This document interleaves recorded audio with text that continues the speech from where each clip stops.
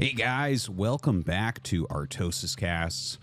Here today, I have another game from Jaedong. Very recent. I did see some people asking when are these from. These are all from the last couple of months, like this summer. You know, we have a lot of the top pros that have been very active lately on the ladder. And this particular game, I haven't seen or anything, but really piqued my interest because obviously Jaedong here in the top left. But he's going to be going up against, in the bottom right, the best non-Korean Protoss player in the world. This is Dewalt. And Dewalt is certainly a player that I respect really, really very much. Dewalt is a very strong Protoss. He's got some big goals for StarCraft. He wants to reach that pro gamer level. And honestly, he's getting there. Like, he is unbelievably strong. He is so much stronger, in fact, than all the other non-Korean players that, well, other than, like a couple Chinese players like Mihu. But, talking within what we consider the foreign scene, Dewalt is just about unstoppable. There was like 25 BSL tournaments, and I want to say he won 22 of them. So that's pretty absurd, right? He's an extremely strong Protoss player, continues to improve, and to see him go up against Jaedong here, who, obviously one of the best players of all time, the strongest Zerg there's ever been, and someone who is in fantastic shape right now. What can Dewalt do as far as putting up a fight against him? Like, is Jaedong just going to mangle him, or has Dewalt grown enough to actually make this a competitive match? We are going to see as they open up here on Vermeer. Dewalt scouting with double probe with that Forge Fast expansion, and Jaedong here going for his spawning pool first. A little bit of a 9 pool. Just maybe a little bit nervous about getting cheesed, or maybe just wants to attack. Definitely a big difference that we see from the Korean mentality compared to non-Korean mentalities, where they, I've talked about this a little bit in the past, where within the non-Korean scene, we always think like, oh, if you're a better player, play a longer game. More opportunities for your skills to show and theirs not to show. Whereas Korean players, their mentality is more of attack the opponent early because they will fall apart. And we'll see if that's going to be the case. I don't think that Dewalt's going to fall apart to this. He scouted it plenty fast. He has 2 photon cannons on the way. They're going to warp in well in advance of these 6 Zerglings getting down there. So honestly, like, looking at these openers, it's not that Jaedong's is terrible or he's far behind, but Dewalt is in absolutely no trouble. He has parried this completely. It is not an issue. Nothing's going to happen to him, and he already has 2 photon cannons. So, like, already I'm looking at this cross spawn with these 2 cannons here. It doesn't seem likely that we'll have a Hydra bust or anything like that. So I think Dewalt's opening is pretty solid. In the meantime, he has blocked that hatchery for Jaedong, and Jaedong just builds a hatchery off center. And he does leave enough room here so that he can go ahead and build a hatchery right where it's supposed to go after he kills this pylon. So the Ling's coming back, and yeah, Jaedong's going to be able to kill that off. But already it feels like Dewalt has a lot of information, right? If you just sacrifice that and build the hatchery here, it's like, okay, well, most likely this is going into a macro game. You're generally going to go up to 5-6 hatcheries as Zerg against Protoss, and putting this here just tells them, well, 100% there's going to be 2 hatcheries at this base, which is common anyways. Nothing too out of the ordinary. Now, Dewalt is scouting in the main base here. Jaedong pushing that probe around. If we go down to the natural, we can see Jaedong has hidden that layer. This is something that's like a smart thing to do in general. Like, if the scouting SCVR probe is at one base, you can always just build your layer at the other to mess up the timing. If Protoss or Terran get to see the exact timing, you can time so much out. Like, any player worth their salt will look at when the layer starts and literally know when the Mutalisks will hatch, right? This is a big thing because you want to add your defenses at the last possible second. So scouting these things on time is important. Jaedong hides that a little bit. It's not a huge deal for Dewalt, right? I think he's going to be completely fine moving forward. He'll be able to get out a Corsair and scout this all again anyways, but he does end up losing that probe, right? The Zerglings finally did hunt it down. It is gone. The layer is done, and the spire is started. Looks like we are going to have that additional hatch from Jaedong as well. No? Oh, okay. He sent the probe, the drone there. I'm like, okay, well, I guess it's already time. You can see he's already Like, these 2 patches are going to mine fine, but everything else mines a little bit poorly. So the next hatchery should 100% go here. And there you go. He was just waiting for those extra minerals. So yeah, everything looking pretty solid on both sides. You know, a little bit of to and fro. Kind of not like the most fun or entertaining early game, right? But at least there is some back and forth. You know, both their builds kind of are just checking each other. In fact, that's what these 2 zealots are doing as well. He's just making sure, like, hey, you're not making only drones, right? And he'll run out here and he'll hit him a little bit. I bet you, well, there's 2 choices, right? Either you go up here and like get between some of these mineral patches, or you go home, because you know that Jaedong is making things right now. Oh, that's actually really cute. I did not even think of that, but that's a... Oh my God, he gets a drone. A really great move from Dewalt, but Jaedong will get the surround there and eliminate that zealot. But that was fantastic. First off, just being in this position is really nice. You know, he has to attack this single file from 2 sides, and that was beautiful micro. Jaedong pulled back this 1 Zergling that was very badly hurt, so that he did not lose it. So he actually lost basically as few Zerglings as you can. You can see 3 of them were 1 hit from dying. This one too. And he loses 1 drone but kills 2 zealots. So it's not a huge deal, but Dewalt is probably pretty happy overall.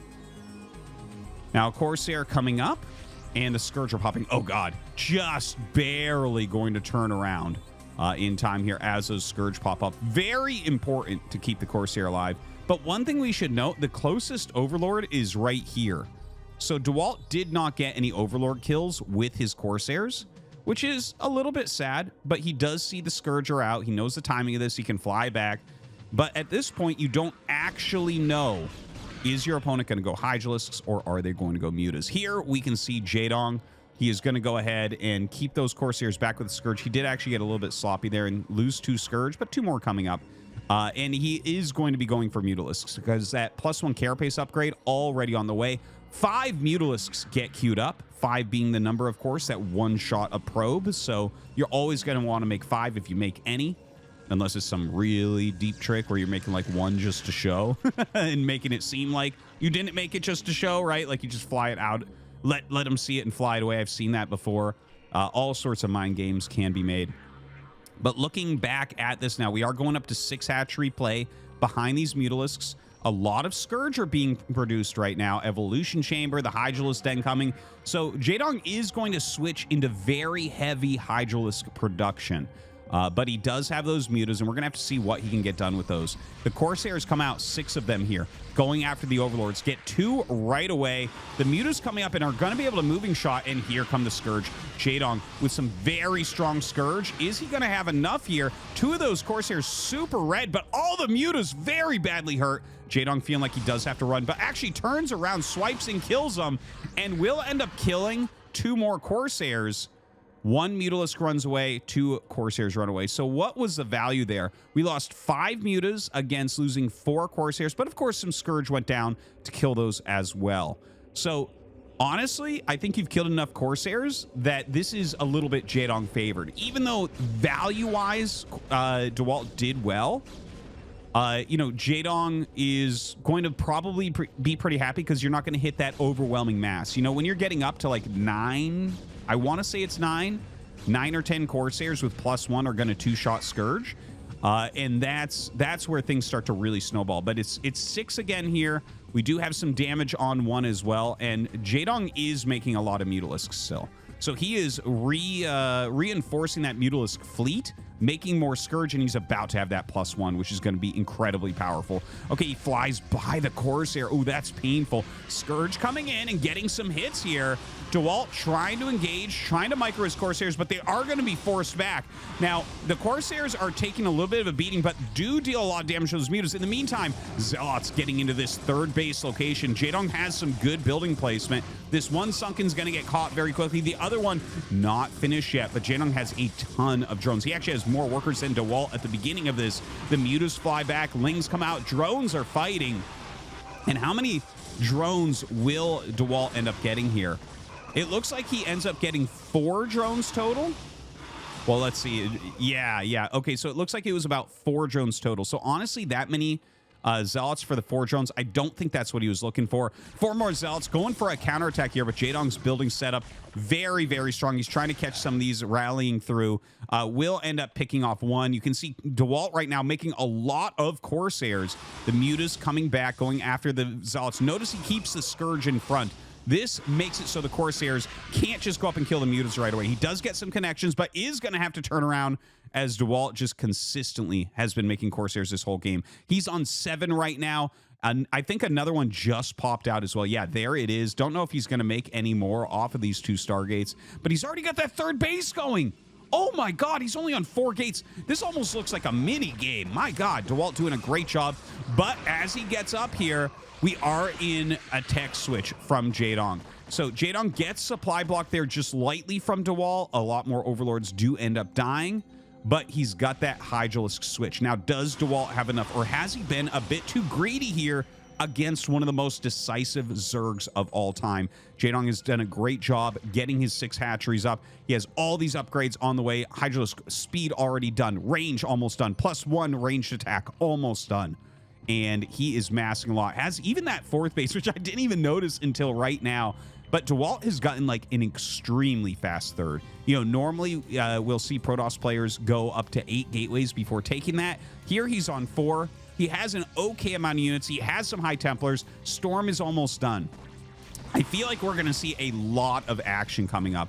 Jaedong, I think, you know, if Dewalt gets this up without any problem, I think he's going to take an advantage here. But Jaedong has a lot of Hydras coming out. 6 hatchery Hydra is nothing to scoff at. And will Dewalt actually have enough units to hold on to this 3rd base location as well as his front? That is the issue, because if the Hydras get in here and make it so that the units are split, the defense is split, that's going to be very, very hard for him to deal with. Now, the Mutas go for a counterattack. This is going to force the Corsairs back. Oh, very cute move with this DT. He actually went and cleared out the Overlords from 3rd base location and sends a single Dark Templar in. Jaedong may not end up noticing this. This is absolutely painful. You do not get an audio warning for this because they die in 1 hit. Okay, Jaedong just notices right now, and he does bring over an Overlord and will be able to kill off the DT, but the DT was amazing. 9 kills. That's huge. Jaedong's attack, I think, has to work here, or he is actually going to end up losing. Oh my God, some huge storms from Dewalt. Is Dewalt going to do it? Is he going to be able to take down Jaedong here? Jaedong has a lot of supply, just to note, right? If you look at the supplies, it does look like Jaedong's winning. Dewalt felt like he got a very fast 3rd, a very nice 3rd. The DT did very well, but here we go. Some storms going down. 1 storm, 2 storms. Very good storms, but look at this Hydra macro coming out of Jaedong. Continues to have huge supply. Dodges that storm beautifully. And you know what? Dewalt still has a lot of units pushing forward, but his Zealots are starting to evaporate. And when those Zealots go away, the Dragoons are going to have absolutely no chance. Jaedong pushing forward. A tight game here. It felt like Dewalt played very well, but Jaedong showing his level, showing his quality here. And he is going to be able to bust up this 3rd. And as you kill this 3rd, that's going to be it. GG. And Jaedong takes down Dewalt.